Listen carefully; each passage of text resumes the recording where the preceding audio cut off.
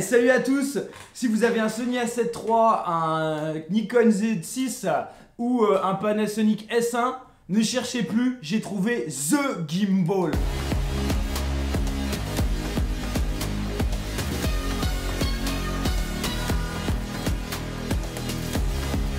Bon voilà, après avoir testé des dizaines de modèles de chez Zhiyun, Beholder, Feiyu ou chez Moza ou même G, j'ai enfin trouvé The Gimbal. La gimbal qui correspond à mes besoins de photographe et vidéaste sur des mariages, parce que je fais les deux sur la même journée, mes besoins de voyageur. Et cette gimbal, je l'ai trouvée en regardant une vidéo de Brandon Lee, un youtubeur bien connu. Il avait une gimbal super légère avec laquelle il faisait des mouvements super fluides et l'image me paraissait vraiment stable. Et je me suis dit, mais c'est quoi cette gimbal? J'ai fait un peu de recherche et je l'ai trouvée, la voilà. La Tiny 3 Ultra Vision de chez Icecam. Icecam qui est une marque dont vous n'avez probablement jamais entendu parler, c'est une marque italienne. Et je l'ai commandé. Alors certes, le prix n'est pas à la portée de toutes les bourses, mais quand on est pro et qu'on change à peu près tous les 6 mois à 1 an de gimbal parce qu'on n'a pas vraiment trouvé son bonheur, je pense que le prix est justifié par rapport à ce que j'ai dans les mains. Voilà, alors pourquoi cette gimbal? Qu'est-ce qui m'a intéressé sur cette gimbal? Déjà, c'est sa légèreté. Elle fait à peu près 800 grammes. C'est sa taille, parce qu'elle tient dans mon sac à dos. Et surtout,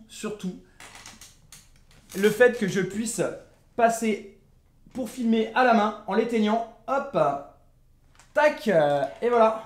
Je passe à la main, je peux filmer, photographier sans aucun problème.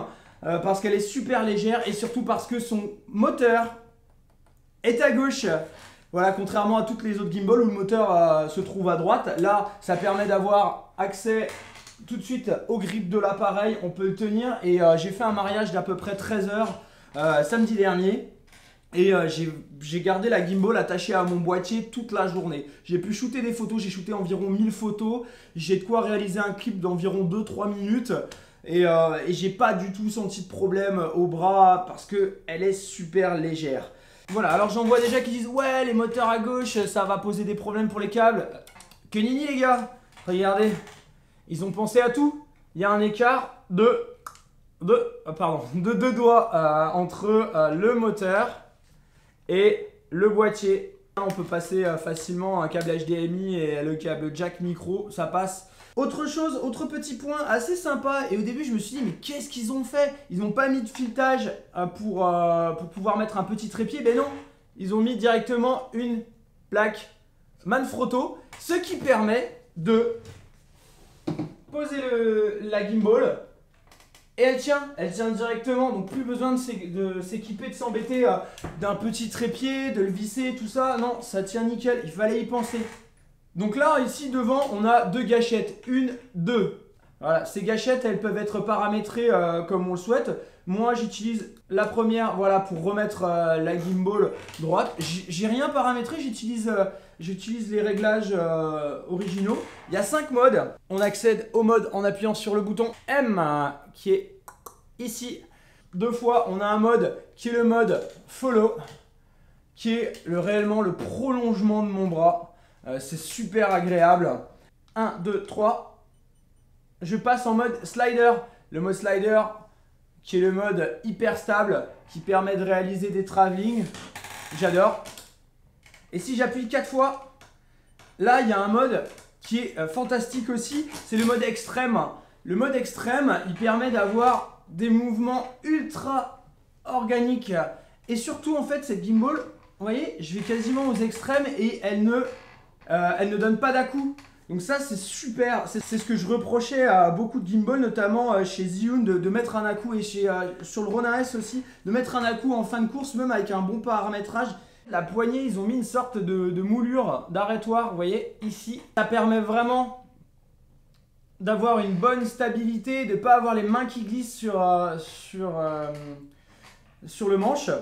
Au niveau des finitions, au début, c'est vrai que quand j'ai ouvert la boîte, je me suis dit waouh, ça fait quand même vraiment cheap pour le prix. Mais quand je l'ai testé, voilà, on est dans du très haut de gamme. Moi, j'ai rajouté une petite attache rapide ici pour gagner du temps. et ça joue en rien sur l'équilibrage. Donc là j'ai le 35 mm f1.4 de chez Zeiss. Donc là je l'ai éteint, hop, magique, hop, je change d'objectif. Je passe sur le 28-75 de chez Tamron. Là je me mets à 28 mm.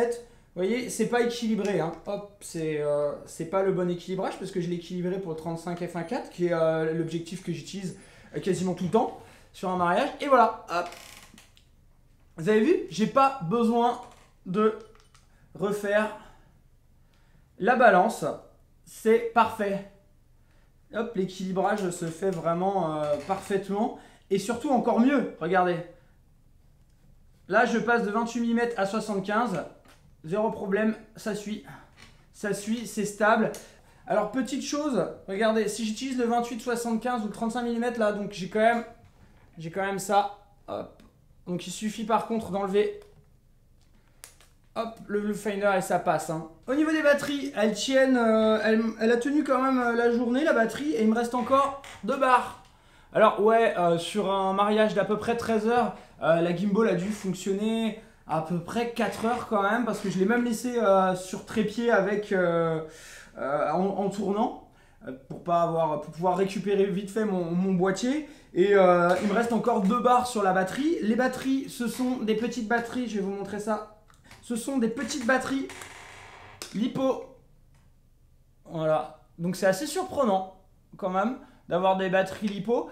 Ce qu'il y a de bien, bon, il y en a 2 avec et on peut les charger très facilement. Le chargeur est tout petit, tout léger, donc ça c'est super pratique quand on part en voyage. C'est vraiment the gimbal pour le voyage aussi. Et ces batteries LiPo, bah, on peut les interchanger. Il suffit de changer la batterie dans le boîtier, le petit boîtier qui s'ouvre hein, avec un simple tournevis. On change la batterie et puis voilà, on est reparti pour un petit bout de temps. Donc là il y a 2 batteries hein, montées comme ça dans des petits boîtiers. La gimbal rentre entière avec l'objectif monté dans mon ProTactic 450W de chez AW de chez Loe Pro. Elle rentre aussi dans mon ProLine de chez Loe Pro. Elle rentre aussi dans mon sac besace de mariage, ce qui est très pratique. Même si bah, je ne l'ai vraiment pas enlevé de la journée l'autre jour, pendant 13 heures, je l'ai vraiment gardé accroché à mon boîtier comme ça. Et j'ai trouvé ça vraiment top de pouvoir switcher de plan stabilisé avec la gimbal à plan à la main pour pouvoir cadrer un peu plus sérieusement et pouvoir shooter des photos. Et même en mode portrait, zéro problème. Mais je suis sûr que ce qui vous intéresse vous, c'est de voir la stabilité des images. Allez hop! J'ai commencé le test sur le mode follow, c'est le deuxième mode du gimbal qui permet d'avoir un suivi du mouvement de mon bras sur les axes horizontal et vertical. J'utilise l'objectif 28-75 de chez Tamron à 28 mm sur moi 7.3 et j'ai la stabilisation du boîtier activé. Le mode slider.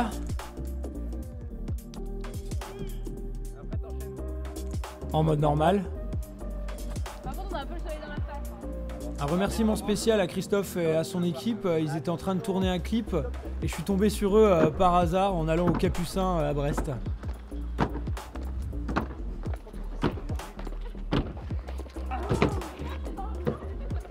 J'ai raté. Non, t'as pas raté. Non. Revenez. Et là, je suis en mode follow. Alors sur le mode follow, on est quand même plus sujet au walking effect. Mais c'est pas super notable. Retour au mode slider.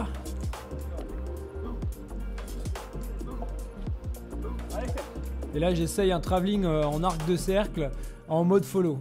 La stabilisation du boîtier est activée et on remarque quand même un léger walking effect corrigeable en post-production. Un petit travelling avant en mode slider avec la stabilisation du boîtier activée. Je le tiens la poignée en mode normal et là maintenant je passe en mode torche. Et hop, voilà le walking effect corrigé en post-production avec la stabilisation dans FCPX. Et là, je cours en mode slider avec la stabilisation du boîtier activé, toujours à 28 mm sur le 28-75 de chez Tamron.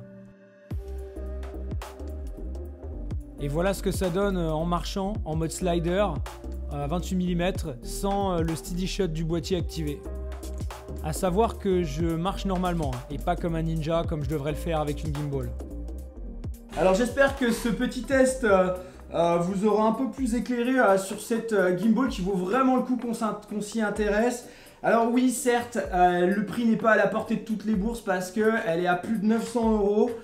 Et quand on fait le calcul de tout ce qu'on peut dépenser en achetant plusieurs gimbals qui sont pas vraiment au niveau de celle-ci, elle vaut vraiment le coup. Mais oui, elle fait le prix d'une Tilta G2X, mais avec 1 kg de moins quand même, ce qui est pas négligeable quand on l'a à bout de bras toute la journée. Ce test, c'est pas du tout un test scientifique, c'est juste mes impressions à chaud après l'avoir utilisé une semaine. Ça fait une semaine que je l'ai et voilà, j'en suis vraiment ravi.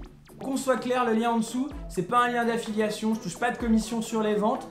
Mais en tout cas, cette marque, elle vaut vraiment le coup qu'on s'y attarde. Je suis pas encore sponsorisé par eux, mais j'aimerais bien. Alors, du coup, Icecam, si vous me voyez, j'ai jamais été aussi emballé avec aucune marque de gimbal que j'ai testé. Et pour moi, la meilleure marque ensuite qui arrive en dessous, c'est quand même Moza. Alors ouais, c'est vrai, mon Moza Aircross, c'est vraiment la gimbal que j'adorais jusque là, mais je me sentais bloqué, je pouvais pas attraper ma caméra par le grip, je pouvais pas faire de photos, pas passer à la main. Et voilà, il était grand quand même s'il rentrait dans mon sac démonté. Là vraiment j'ai trouvé mon bonheur et surtout les mouvements qu'on peut faire sont fluides de chez fluide quoi, la stabilisation et la puissance des moteurs. Enfin vous l'aurez compris, je suis vraiment tombé amoureux de cette gimbal et j'espère que ce test vous aura aidé à vous faire un avis et vous aura fait découvrir cette marque qui vaut vraiment qu'on s'y attarde.